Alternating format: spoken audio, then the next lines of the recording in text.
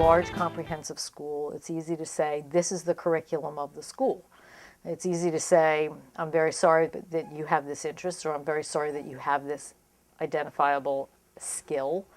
However, we don't have the time, we don't have the resources, whereas if you have a gifted support program, that those interests, those abilities can be nurtured, can be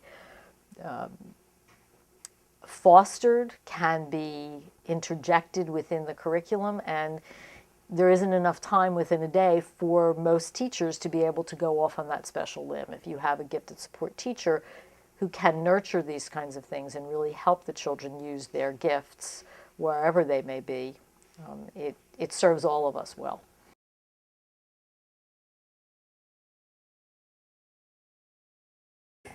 Much like general education, it's a field of study that wants to promote high levels of instruction for students. Well, in gifted education, educational professionals want to promote high levels of instruction and engagement for children who require enrichment beyond the scope of the general education program. So I think the difference is that these children are beyond, their abilities and talents are beyond what we have available in the general education program.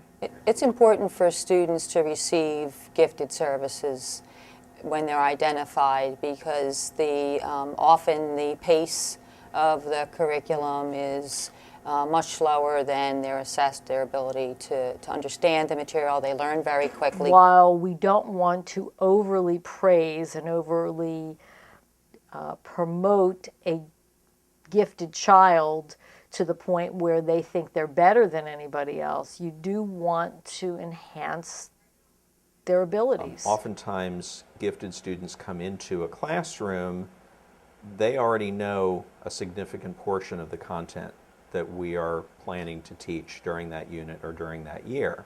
And every child deserves the opportunity to learn something new every day. For us to ask a student who already understands most of what we're going to be covering to sit and wait around until we get to something new for them, that's really not fair. So for those children who get it and who are bored, we are wasting a great natural resource. So that's where your extra support person, your teacher of the gifted, your online programs, however you want to provide different opportunities for the children who get it quickly, can go into greater depth. Well, the research tells us that if students are sitting in class and they're bored, by the time they're in the second and third grade, they're going to give up, and then you're going to have underachievers.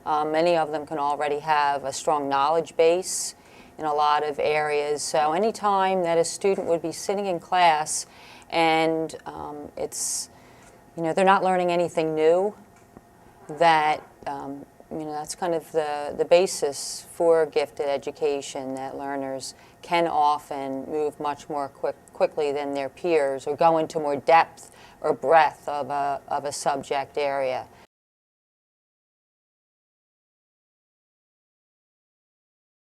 How do you help people be open-minded and think of the next great thing?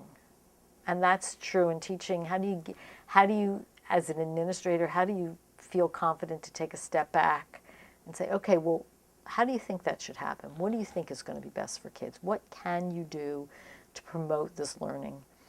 We have no idea what's going to be happening 20, 30 years from now. I mean, what is it? In 8 years, Apple turned the world around?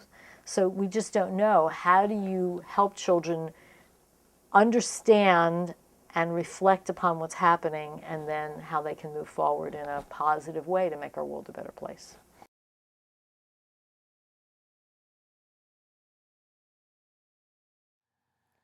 As administrators and instructional leaders, our primary responsibility is to ensure that all students have access to a curriculum that is engaging, rigorous, challenging, and helps students increase their abilities and skills.